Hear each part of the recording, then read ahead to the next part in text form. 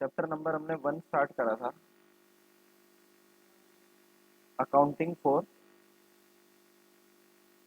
Partnership. ठीक है जी, जो आपको फंडामेंटल्स के नाम से जाना जाता है। क्लियर। मैंने सबसे पहले आपको थोड़ा सा आइडिया ये दिया था कि जब क्लास 11th में थे हम, ठीक है, तो हमने किसकी अकाउंटिंग पढ़ी थी वहाँ पे? सोल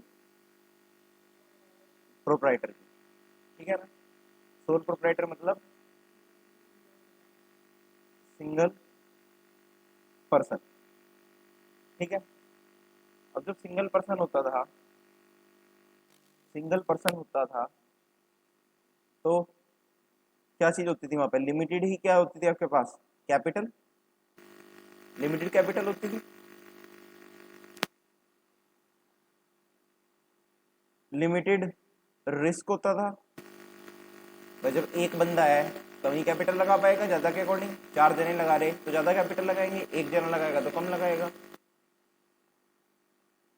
लिमिटेड ही क्या होती थी? ग्रोथ। ठीक है ना। सब चीज लिमिटेड रहती थी, लिमिटेड ही रिसोर्सेज थे। क्लियर। कैपिटल रिसोर्स एक ही बात है बस। क्लियर। तो इस साल क्लास 12th में हम किसकी अकाउंटिंग पढ़ेंगे? हम पढ़ेंगे एक से ज्यादा बंदे यानी कि पार्टनरशिप अकाउंटिंग, प्लस साथ ही साथ हम पढ़ेंगे कंपनी अकाउंटिंग। ठीक है जी। कंपनी।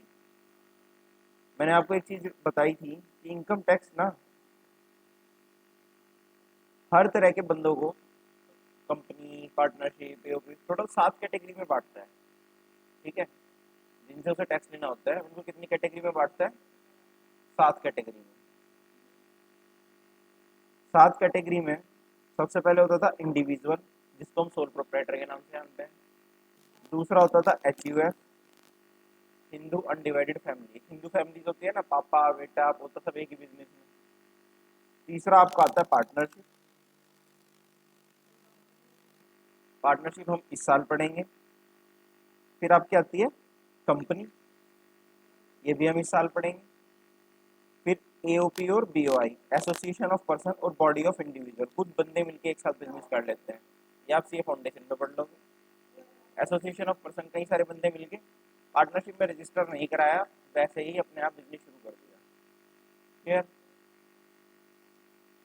आर्टिफिशियल जुडिशियल पर्सन और कोऑपरेटिव सोसाइटी, ये सब चीजें आप आगे सीए में पढ़ लोगे। क्लियर। तो मेन हमें इस बार किसकी अकाउंटिंग देखनी? पार्टनरशिप की और कंपनी। ठीक। बेसिकली हमारे सिलेबस में ये है। फिर मैंने आपको क्या चीज बताई थी कि जो पार्टनरशिप है वो गवर्न होती है किससे? जो पार्टनरशिप है गवर्न होती है किससे? Indian partnership act 1932। इससे गवर्न होती है इंडियन पार्टनरशिप एक्ट 1932। ठीक है। क्लियर।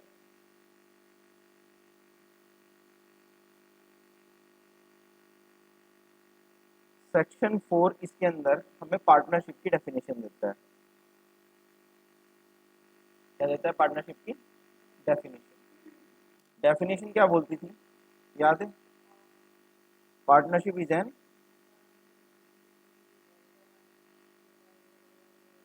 रिलेशन बिटवीन टू और more person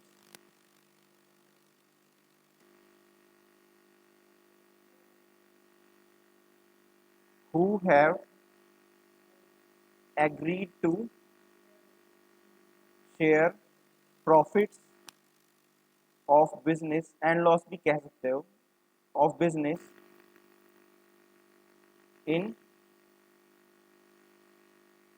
agreed ratio।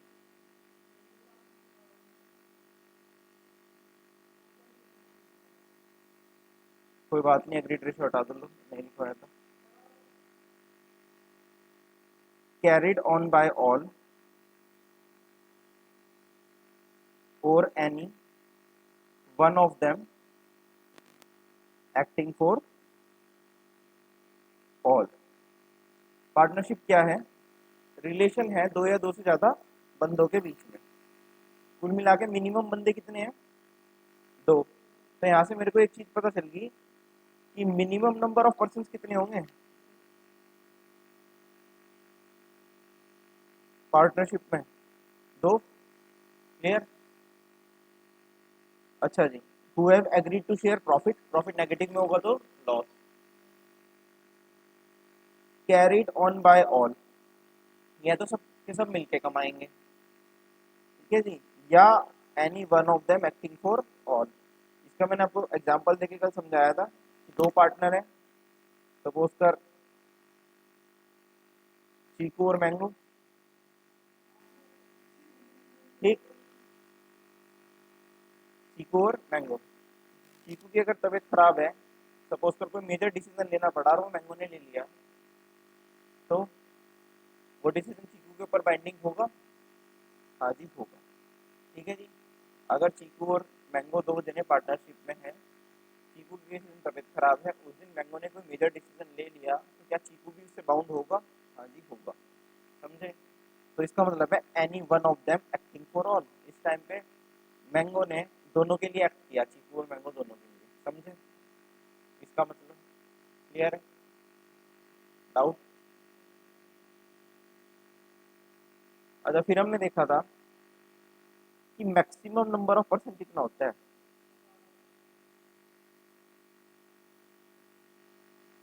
Maximum number of person हमने देखा था कंपनीज एक्ट 2013 ने सेंट्रल गवर्नमेंट को पावर दे, सेंट्रल गवर्नमेंट नहीं, देख मैं बताता हूँ क्या है। कंपनीज एक्ट 2013 ने सीजी को, सेंट्रल गवर्नमेंट को पावर दी कि आप पार्टनरशिप में कितने मैक्सिमम नंबर ऑफ पर्सन होते हैं वो बताओ। लेकिन उन्होंने एक चीज कह दी कि बस 100 से ज्यादा मत रखना। क्या बोला उसने? 100 से ज्यादा मत रखना। तो मैक्सिमम कितने हो सकते हैं? मैक्सिमम 100 हो सकते थे कंपनीज एक्ट के हिसाब से, लेकिन सेंट्रल गवर्नमेंट ने प्रिस्क्राइब कितने करे? 50। समझे? मैंने इसको कोई पावर दे दी कि भाई तू 100 रुपए का खर्चा कर सकता है, कर रहा कितने का? 50 का। तो दैट इज इसकी मर्जी ना। मैंने जब इसको 100 तक की तो फाउंडेशन दे दी ना, लिमिट दे दी। तो सेंट्रल कंपनीज एक्ट ने कितनी लिमिट दी? 100। लेकिन आगे उसने कितने रखे सीधी ने? 50। क्लियर है? समझे? फिर हमने क्या देखा था? हमने देखा था कि पर्सन कौन कौन पार्टनर बन सकता है, who can be partner. Partner कौन कौन बन सकता है? तो उसका हमने आंसर देखा था कि कोई भी पार्टनर बन सकता है, anyone can be a partner. लेकिन तीन चीजों का एक्सेप्शन दिया था, तीन चीजों का एक्सेप्शन दिया था। तीन लॉ ने तीन बंदों को लिख रखा है कि ये पार्टनर कभी भी नहीं बन सकते। ऐसे में कौन कौन था? एक तो था आपका माइनर, माइनर बोले तो बच्चा जो 18 साल से कम था। ठीक है, उसको हमारा लॉ नहीं मानता कि वो एक मेजर मतलब एक समझदारी के साथ डिसीजन ले सकता है, इसलिए उसको हटा दिया। दूसरा, पर्सन ऑफ अनसाउंड माइंड, पागल, जिसका माइंड सही नहीं है। क्लियर? जिसका माइंड सही नहीं है। सही है, तो वो बंदा भी कैसे डिसीजन लेगा? नहीं ले सकता सही डिसीजन। तीसरा,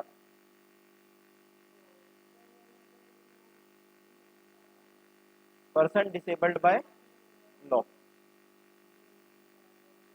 भाई लॉ से ऊपर तो कोई नहीं है, लॉ से ऊपर तो कोई नहीं है। अब किसी को लॉ ने ही मना कर दिया कि तू पार्टनरशिप में नहीं आ सकता भाई, तो कैसे आएगा? तो बंदा तो खुद ही डिस्क्वालीफाई हो गया। समझे या नहीं? क्लियर है? तो एक तो माइनर नहीं आ सकता, दूसरा अनसाउंड माइंड का बंदा नहीं आ सकता, और तीसरा पर्सन डिसेबल्ड बाय लॉ। समझे? समझे? याद रख सकते हो MUD, बट ठीक है, M से माइनर, U से अनसाउंड माइंड, D से डिसेबल्ड बाय लॉ। क्लियर? और फिर हमने थोड़ा सा एग्रीमेंट के बारे में देखा था। देखो, जब हम पार्टनरशिप में उतरते हैं तो हमें क्या करना पड़ता है? एग्रीमेंट करना पड़ता है। क्या करना पड़ता है? एग्रीमेंट करना पड़ता है। क्यों करना पड़ता है? ताकि कोई घपलेबाजी ना करे, है ना? उसके लिए मैंने एक एग्जांपल दिया था छोटा सा, कि 3 जने पार्टनरशिप में थे, अभिनव, श्रेया और पंचिका।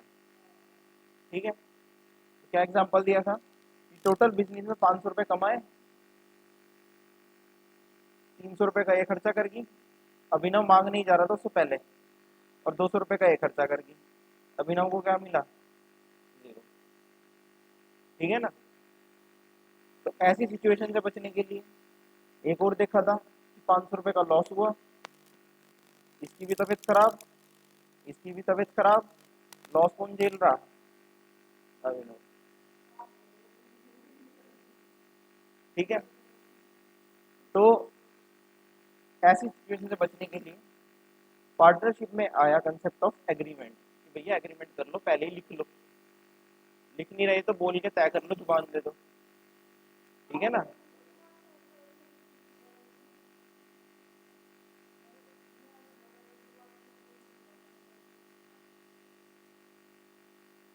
ठीक है जी।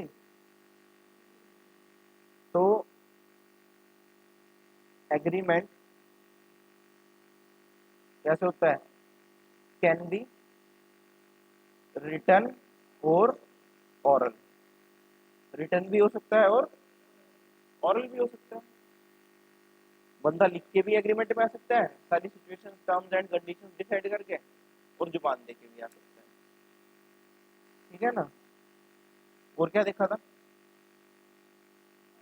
इस एग्रीमेंट को हम क्या बोलते थे? नाम था इसका कुछ, पार्टनरशिप डीड। पार्टनरशिप डीड,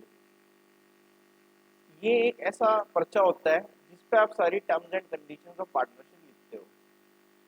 समझे या नहीं? पार्टनरशिप डीड एक ऐसा पर्चा होता है जिसपे आप सारी terms and conditions of partnership लिखते हो।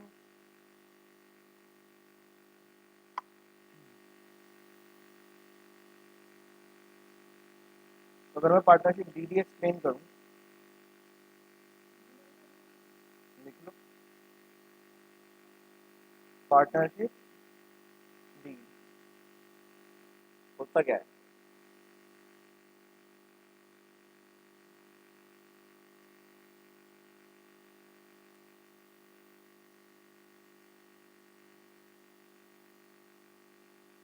ए written document,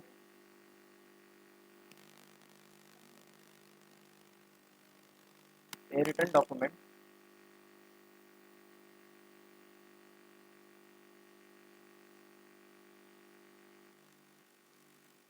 containing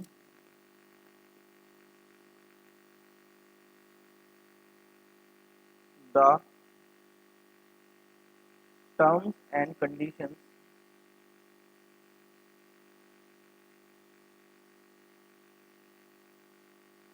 of partnership.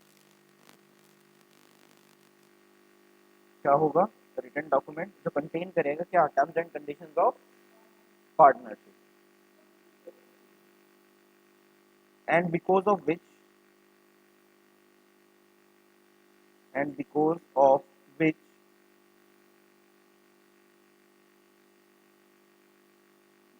partnership comes into existence, and जिसकी वजह से पार्टनरशिप हमारी एग्जिस्टेंस में आई है, इनटू एग्जिस्टेंस।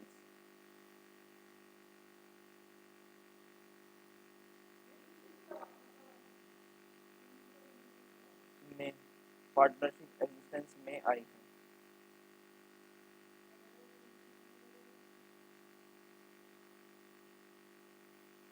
ऐसे भी लिख सकते हो, it is a legal document, it is a legal document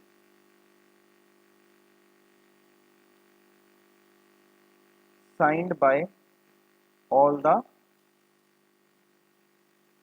partners. ये क्या है, एक लीगल डॉक्यूमेंट है जिसको साइन करते हैं सारे पार्टनर। समझे या नहीं?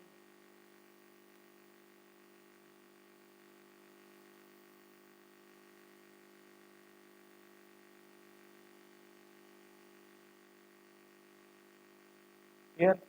देखो, रिटन डॉक्यूमेंट है, इसमें क्या क्या होगा, सारी की सारी टर्म्स एंड कंडीशंस किसकी, पार्टनरशिप की। सारी की सारी टर्म्स एंड कंडीशंस किसकी, पार्टनरशिप। हमें पार्टनरशिप में जो भी चीजें करनी है, कौन कौन पार्टनर रहेंगे, उनके क्या एड्रेस रहेंगे, कौन कितनी कैपिटल दे रहा, ठीक है जी, क्या प्रॉफिट शेयरिंग रेशो रहेगा सबका, कौन कितनी सैलरी लेगा, कौन कितना कमीशन लेगा, हर चीज इसमें लिख देंगे ताकि आगे कोई भी डिस्प्यूट ना हो किसी भी टाइप का। हर तरह की प्रॉब्लम से बचने के लिए क्या बनवाई इस एग्जांपल में अभिनव ने, पार्टनरशिप डीड। क्लियर है? पक्का? इसकी वजह से ही पार्टनरशिप एग्जिस्टेंस में है। क्लियर? ये एक लीगल डॉक्यूमेंट होता है जिसपे पार्टनर सारे के सारे क्या करते हैं, साइन करते हैं। ये हम सारी टर्म्स एंड कंडीशंस लिख के अपने अपने साइन कर रहे हैं कि हम इस पे एग्री करते हैं। क्लियर? अच्छा जी, इट कंटेन्स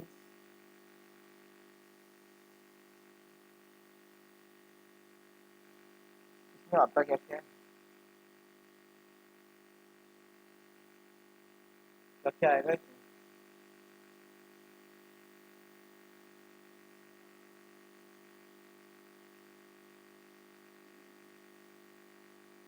अगर हम देखें थोड़ा सा क्या क्या आता है इसके अंदर,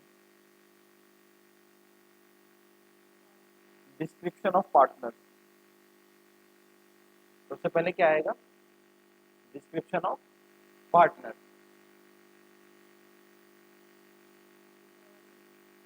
जैसे कि पार्टनर्स के नाम क्या है, एड्रेस क्या है, एक्सेट्रा एक्सेट्रा। क्लियर? और इसमें क्या आ सकता है, डिस्क्रिप्शन ऑफ फर्म, फर्म का डिस्क्रिप्शन। फर्म के डिस्क्रिप्शन डिस्क्रिप्शन में क्या आएगा, name plus address of firm, name और फर्म का एड्रेस। क्लियर? और क्या आ सकता है इसमें, प्रिंसिपल प्लेस ऑफ बिजनेस। ये क्या चीज है, प्रिंसिपल प्लेस ऑफ बिजनेस? जहां पे ना मेन एक्टिविटीज होती हैं, बिजनेस के मेन डिसीजंस लेते हैं, उस प्लेस को हम क्या बोलते हैं, प्रिंसिपल प्लेस ऑफ बिजनेस। वो भी इसके अंदर लिखा जाएगा, जहाँ पे मेजर डिसीजंस लिए जाते हैं बैठ के, जहाँ पे मीटिंग्स होती हैं। ये नहीं कि जहाँ पे फैक्ट्री है, मैंने आपको एक बार पहले भी समझाया था 11th में कि फैक्ट्री जहाँ होती है that is different place. Main होता है प्रिंसिपल प्लेस, वो होता है जहाँ पे मेजर डिसीजंस लेते हैं, जहाँ बोर्ड मीटिंग्स होती हैं, मेजर मैनेजमेंट के बंदे बैठते हैं। क्लियर? और क्या आ सकता है इसके अंदर, नेचर ऑफ बिजनेस, आपका किस नेचर का बिजनेस चल रहा है। और क्या आ सकता है इसमें, date of commencement of partnership, date of commencement of partnership.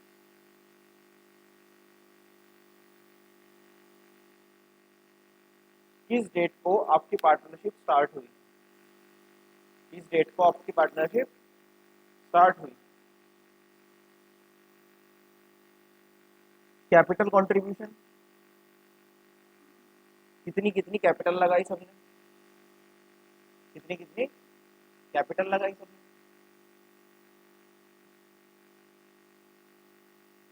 Interest on capital. अब जब आपने कैपिटल लगाई तो मालिक लोग उसमें ब्याज मांगेंगे, इंटरेस्ट, क्योंकि हमने 11th में कंसेप्ट पढ़ा था बिजनेस एंटिटी कंसेप्ट कि बिजनेस अलग है, एंटिटी अलग है, ठीक है ना। तो कैपिटल पे क्या दिया जाता है काफी सारे बिजनेसेस में, इंटरेस्ट, तो इंटरेस्ट ऑन कैपिटल भी इसमें आएगा। इंटरेस्ट ऑन ड्राइंग भी आएगा जी, इंटरेस्ट ऑन ड्राइंग।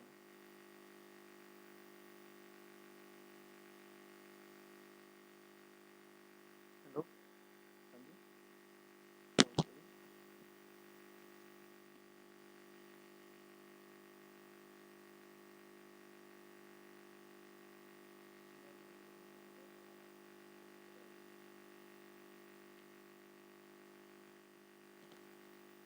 हाँ जी, जी।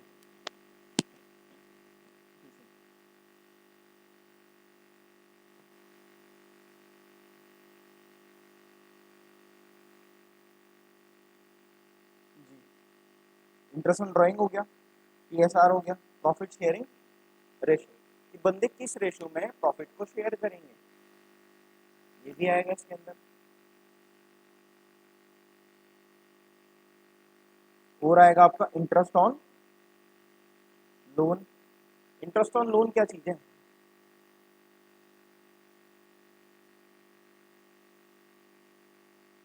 हाँ जी, जो पार्टनर्स जो पार्टनर्स बिजनेस को लोन देते हैं, कई बार ऐसा होता है एकदम से पैसे की जरूरत है तो बाहर से ना लेके पार्टनर कहता है मैं ही दे देता हूँ लोन, तो जो लोन पार्टनर्स देंगे उस लोन पे बिजनेस अब वापस उनको इंटरेस्ट भी देगा, तो किस रेट से इंटरेस्ट देगा वो भी इसमें स्पेसिफाई कर देंगे पहले ही, बाद में किसी भी टाइप का प्रॉब्लम या इशू ना हो। क्लियर?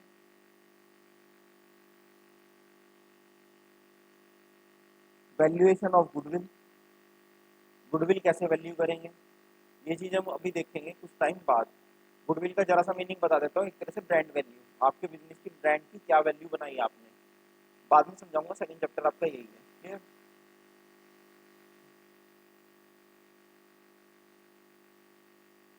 सेटलमेंट ऑफ अकाउंट्स, कैसे अकाउंट्स को सेटल करोगे, एक्सेट्रा एक्सेट्रा, और भी काफी चीज आ सकती है।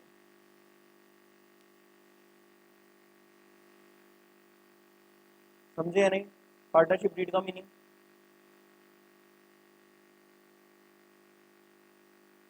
क्लियर है? हाँ भाई, डीड का मीनिंग, पार्टनरशिप डीड एक ऐसा पर्चा, एक ऐसा डॉक्यूमेंट जिसपे क्या लिखते हैं, सारी टर्म्स एंड कंडीशंस पार्टनरशिप की। ठीक है, तुम दो जने पार्टनरशिप में है तो तुम पहले कुछ बैठ के बातें करोगे कि यार हम ऐसे ऐसे टर्म्स एंड कंडीशन डिसाइड करेंगे।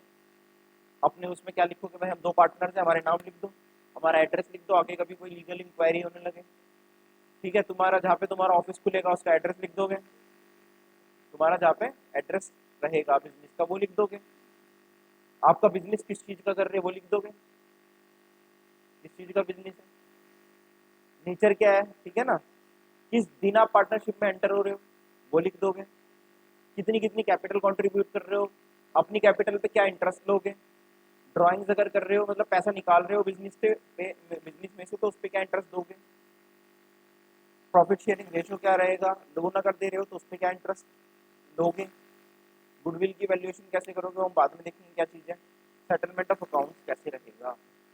क्लियर है? विदाउट, और भी बहुत सारी चीजें आ सकती हैं इसमें, राइट्स एंड ड्यूटीज क्या रहेंगे पार्टनर्स के, क्या क्या राइट्स रहेंगे, क्या क्या ड्यूटीज रहेंगी। ठीक है जी, इतना चाहे ना भी लिखो, बहुत लिख दिए। डेथ के केस में क्या होगा पार्टनर का, डेथ के केस में क्या होगा पार्टनर का, पार्टनरशिप का ड्यूरेशन क्या रहेगा, कितने टाइम तक की पार्टनरशिप है, या कोई पीरियड है भी या नहीं है, अकाउंटिंग पीरियड कैसे रखोगे, अकाउंटिंग पीरियड कैसे रखोगे, 31 मार्च को अकाउंट्स क्लोज करोगे, 31 दिसंबर को अकाउंट्स क्लोज करोगे, फाइनेंशियल ईयर कैलेंडर आपने पढ़ा होगा, सब चीज आप इसमें लिख दोगे पेपर में। क्लियर है? बैंक अकाउंट का ऑपरेशन कैसे रहेंगे, अकाउंटिंग पीरियड क्या रहेगा, फाइनेंशियल ईयर रखोगे, कैलेंडर ईयर रखोगे, कुछ भी, बहुत चीजें आ सकती हैं इसमें, ये तो लिमिट है। क्लियर?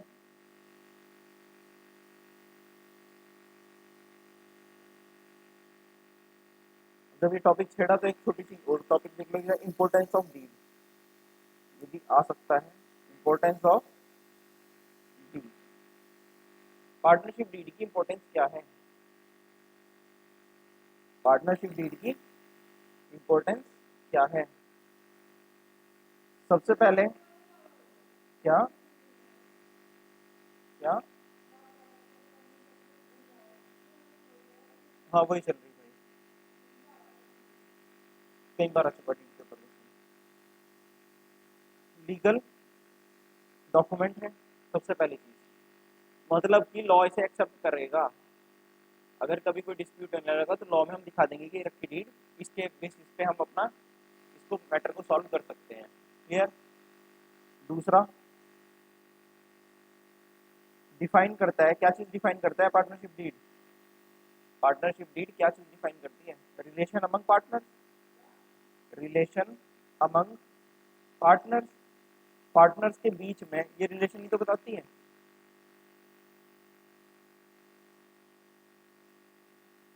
ये गवर्न करती है इसको, rights, duties, liabilities of partner. Partners के राइट्स, ड्यूटीज, लाइबिलिटीज को क्या करती है? गवर्न करके चलती है।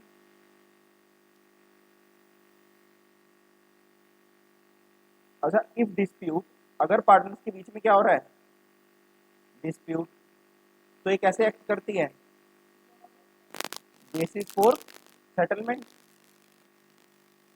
कैसे उनके बीच में सेटलमेंट कराएंगे उस बेसिस की तरह से एक्ट करती है। समझ रहे हो? किसी को डाउट?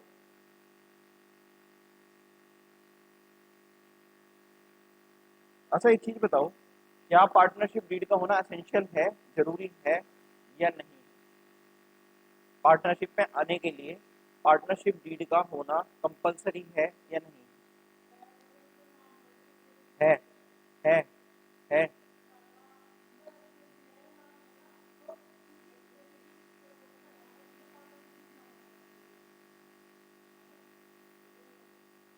नॉट एसेंशियल,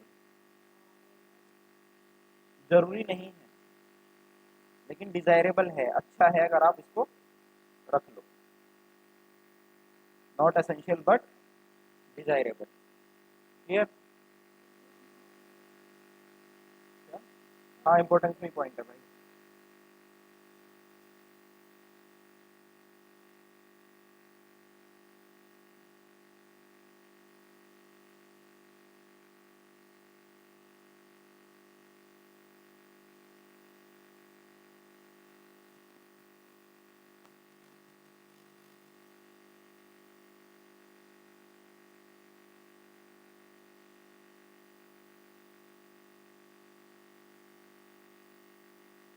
एक नोट लिखा मैंने कि अगर पार्टनरशिप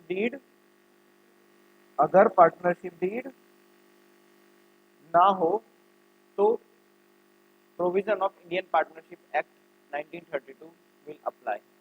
तो उस केस में जो पार्टनरशिप एक्ट 1932 में प्रोविजंस लिख दिए ना, वो अप्लाई हो जाएंगे। आपने जो डीड में लिख दिया वो तो सबसे ऊपर है, अगर डीड नहीं है तो जो लॉ कहता है, पार्टनरशिप एक्ट कहता है, फिर तो उस हिसाब से मानना पड़ेगा आपको। ठीक है? अब जैसे आपने डीड में लिख दिया, तुम दो जने पार्टनरशिप में हो, तुमने लिख दिया 4:1 में प्रॉफिट बांटेंगे कि 4 हिस्सा तू रखेगा, एक हिस्सा ये रखेगा। क्लियर?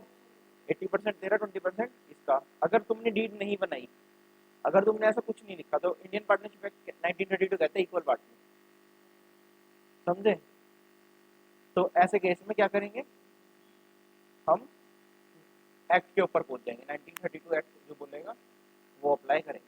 क्लियर है?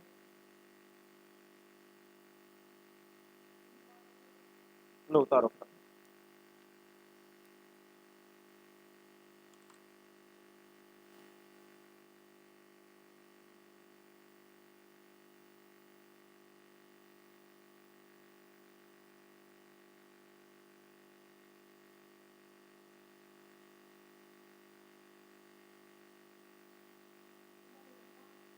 क्या? Provision of Indian partnership act 1932 will apply.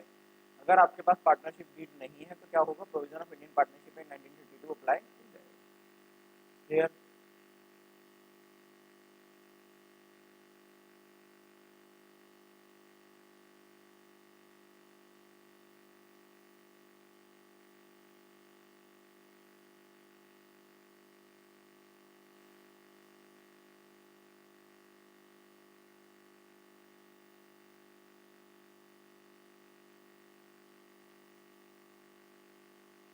बढ़ो आगे।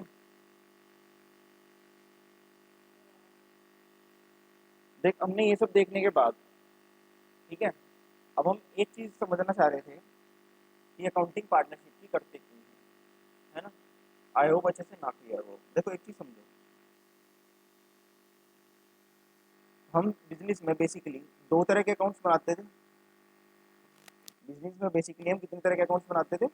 दो तरह के, एक प्रॉफिट एंड लॉस अकाउंट और दूसरा बैलेंस शीट बनाते थे। सारे के सारे एक्सपेंस हम यहाँ डाल देते थे, इनकम यहाँ डाल देते थे, और निकल के क्या आता था अपना? नेट प्रॉफिट या नेट लॉस। क्लियर? क्लियर? यहाँ पे कैपिटल डाल देते थे, प्लस रिजर्व कर देते थे, सारी लाइबिलिटीज डाल देते थे, इधर एसेट्स डाल देते थे, तो बैलेंस शीट आपकी बन जाती थी। फाइनल अकाउंट्स में हमने जब 11th क्लास में सीखा। ठीक, फिर हम देख रहे थे कि पार्टनरशिप की नीड ही क्यों हुई भाई। अगर पार्टनरशिप की अकाउंटिंग सेपरेट क्यों है? क्या यही अकाउंटिंग करनी या सेपरेट करनी? समझे? पार्टनरशिप की अकाउंटिंग क्यों नीड पड़ी, क्यों उसको अलग से अकाउंटिंग का एक अलग से वो बनाया चैप्टर। ठीक है ना। देखो, मैंने कल एग्जांपल दिया था कि सपोज करो आपका नेट प्रॉफिट कितना हुआ प्रॉफिट एंड लॉस अकाउंट में। नेट प्रॉफिट अपना आया 1000। फिलहाल अपना 1000 रुपये इकट्ठा हो गया इनकम में। क्लियर? तो अब जो गवर्नमेंट है, सपोज करो टैक्स रेट है अपना 30% लगता है पार्टनरशिप के ऊपर, इनकम टैक्स के हिसाब से अगर मैं तुमसे पूछता हूँ। ठीक, 30% ही लगता है पार्टनरशिप एक्ट में profit tax rate, income tax का। हाँ जी, देना ही पड़ता है, ऐसा ही है। जो लॉ ने गवर्नमेंट ने कह रखा वो कह रखा। ठीक है, अब देखो गवर्नमेंट को टैक्स कितना जाएगा? 1000 का 30% 300 रुपये। क्लियर? सपोज करो ए बी सी तीन जने पार्टनरशिप में थे। क्लियर? ए बी सी तीन जने पार्टनरशिप में थे। अब एक चीज बताओ, ए सैलरी ले रहा, P&L में डलनी चाहिए। तो टू सैलरी ए की कितनी, सपोज करो 500 रुपये सैलरी ले ली। बी ने मांगा कमीशन, टू कमीशन कितना 300 रुपये ले लिया, और सी ने मांग लिया टू इंटरेस्ट ऑन कैपिटल कितना 200 रुपये। प्रॉफिट कितना रह गया? प्रॉफिट कितना रह गया? जीरो। गवर्नमेंट पे टैक्स कितना जाएगा? जीरो का 30% कितना? जीरो। गवर्नमेंट ने कहा हमारा फुद्दू क्यों काट रहे हैं भाई। गवर्नमेंट कहेगी मेरा जो टैक्स आना था 300 रुपये वो जीरो कैसे हो गया? एक चीज तो बताओ। गवर्नमेंट कहेगी कोई बात नहीं, आप 15 500 300 200 क्यों ले रहे हैं? अब 1500 1300 और 1200 रुपये लो, माइनस के 3000 रुपये प्रॉफिट दिखाओ। माइनस के 3000 पे 30% 900 रुपये मैं आपको दे देती हूँ, लो रखो। है ना। फिर अभिनव जैसे 10,000 रुपये डाल देंगे खर्चा। ऐसा नहीं होता। ठीक है जी। तो एक तरह से ये माना गया कि जो ये खर्चे हैं ना, सैलरी कमीशन पार्टनर्स के, इंटरेस्ट ऑन कैपिटल वगैरह, ये सब एक तरह से प्रॉफिट का ही तो डिस्ट्रीब्यूशन है। ये जो प्रॉफिट हमने अर्न करा, मालिक उसको बांट रहे, ये केवल एक तरह से वही तो हो रहा। ये जो भी चल रहा है एक तरह से क्या है? प्रॉफिट का डिस्ट्रीब्यूशन। तो जब भी प्रॉफिट का ही डिस्ट्रीब्यूशन चल रहा, तो इसे आप प्रॉफिट में, प्रॉफिट एंड लॉस में से एक्सपेंस कैसे डाल रहे हैं? आप तो खर्चा मान रहे हैं इसे, जबकि एक्चुअली है क्या? एप्रोप्रिएशन ऑफ प्रॉफिट, प्रॉफिट का ही बंटवारा। समझ रहे हो? तो इसे हम क्या नहीं कर सकते? प्रॉफिट एंड लॉस अकाउंट में नहीं डाल सकते। आपका जो प्रॉफिट निकलेगा वो एक्चुअली कितने पे निकलेगा? 1000 पे। समझ गए?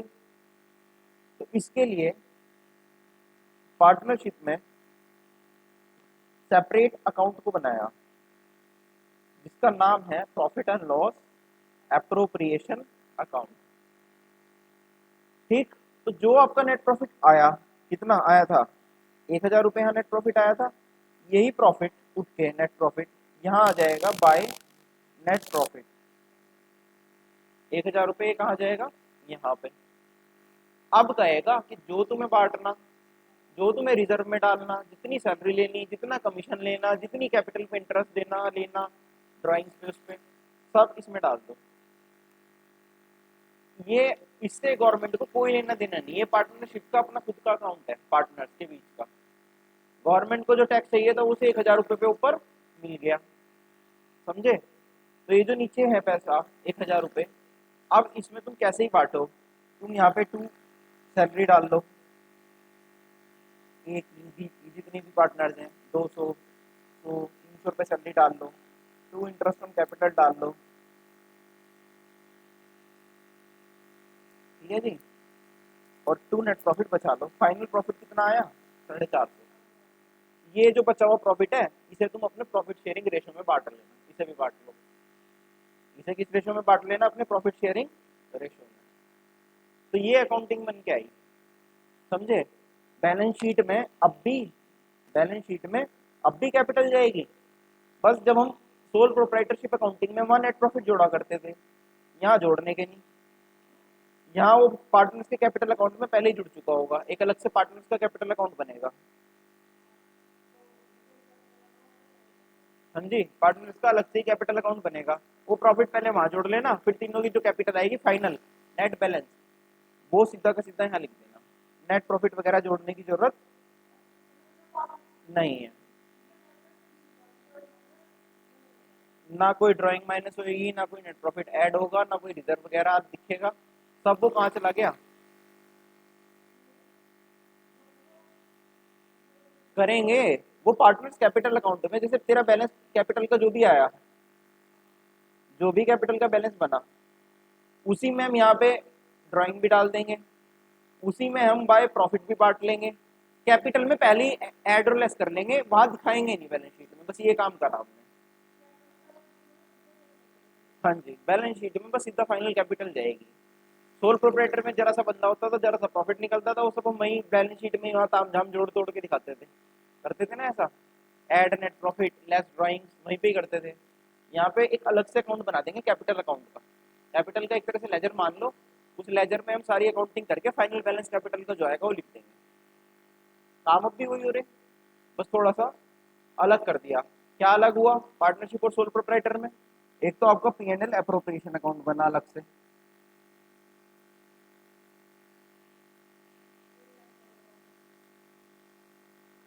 समझ गए। एक तो ये अकाउंट बनाए, यहाँ पे नहीं बनता। P&L अकाउंट जो था वो यहाँ पे भी बनेगा और यहाँ पे भी बनेगा, क्लियर। उसके बाद कैपिटल अकाउंट यहाँ पे एक नया बना, यहाँ पे हमें जरूरत नहीं होती थी बनाने की, समझ गए ना। बैलेंस शीट यहाँ पे भी बनेगी और यहाँ पे भी बननी थी, समझे या नहीं, क्लियर। तो क्या डिफरेंस आया? केवल एक प्रॉफिट को हमने बांटना सीख लिया, और जब एक से ज्यादा 2 या 2 से ज्यादा जने हैं तो अपने आप ही प्रॉफिट वगैरह कुछ बांटेंगे अपने आपस में। भाई कोई देर तक काम कर रहा तो कहेगा भाई मुझे सैलरी चाहिए, कोई बंदा आ ही नहीं रहा, 3 जने हैं सपोज करो, 3 जनों में एक तो आ ही नहीं रहा, तो 2 कहने लगे भाई मुझे सैलरी दो, भाई प्रॉफिट तो बटेगा जो बटेगा जिस रेशो में हमारी कैपिटल के हिसाब से बटेगा वो तो ठीक, लेकिन मेरे को सैलरी चाहिए। तो कहने लगा मैं मेरी पहुंच ज़्यादा है, मैं नई नई क्लाइंट्स दिलवा रहा, मेरे को कमीशन चाहिए। भाई जो जितना एक्स्ट्रा काम करेगा उस हिसाब से पार्टनर्स भी तो आपस में देखेंगे, तो किसी को सैलरी मिलेगा, किसी को कमीशन मिलेगा, समझे। कोई जितनी ज़्यादा कैपिटल लगा रहा है उस पर ज़्यादा इंटरेस्ट मांगेगा। तो वो सब चीज़ों के लिए जो एडजस्टमेंट्स हैं वो किस में करेंगे हम? Profit and loss appropriation account के अंदर, समझे या नहीं, क्लियर, पक्का। तो अगर मैं इसका फॉर्मेट बनवाऊँ profit and loss appropriation account का, क्या? हाँ जी, बना लो।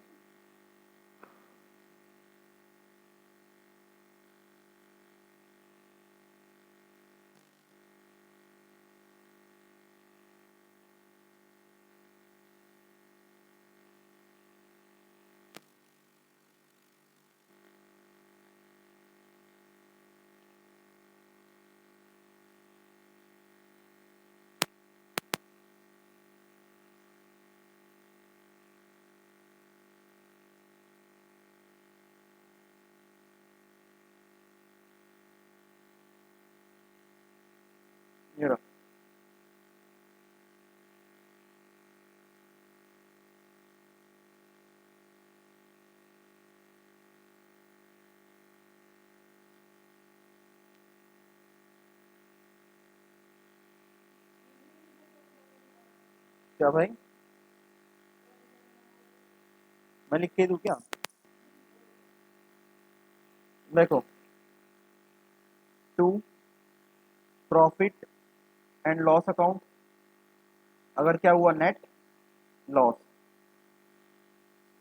Bye profit and loss account अगर क्या हुआ net profit.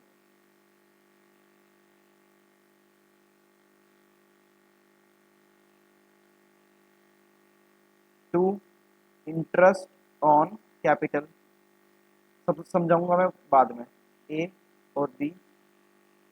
To partner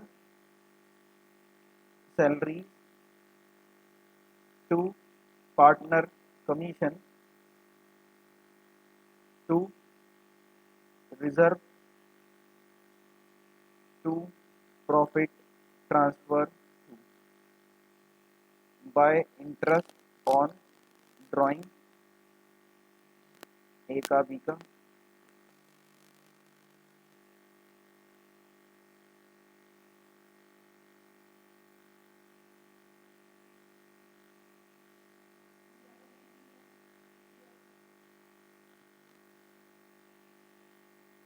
transferred to A's capital account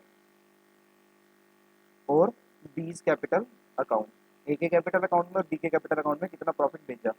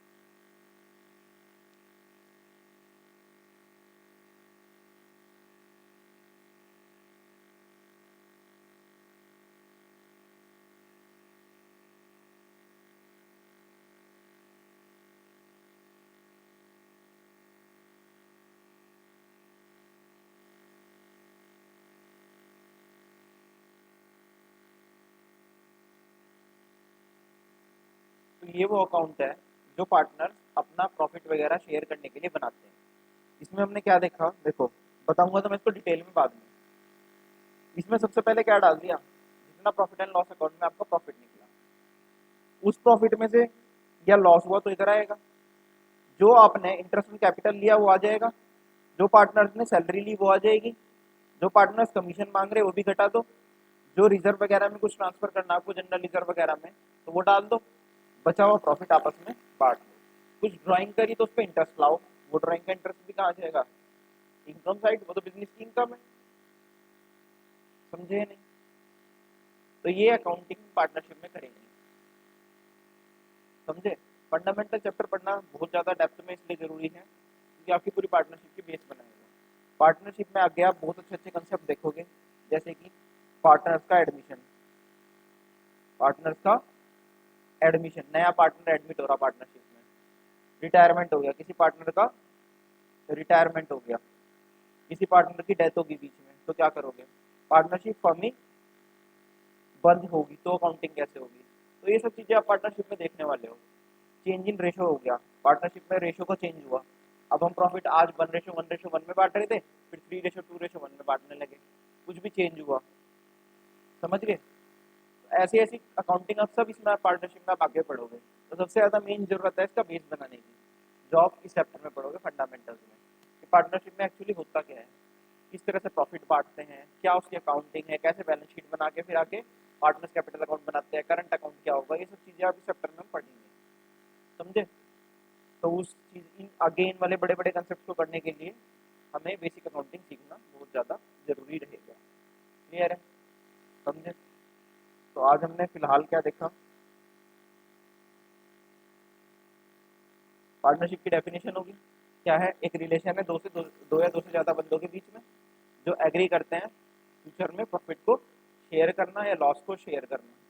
ठीक है जी, एक एग्रीड रेशो जो भी उनके बीच में रहेगा, कैरीड ऑन बाय ऑल, या तो कोई एक कमाएगा या any one of them acting for all. Clear ये चीज। फिर हमने देखा मिनिमम नंबर ऑफ पर्सन कितने रहते हैं, 2, और मैक्सिमम 50। क्लियर।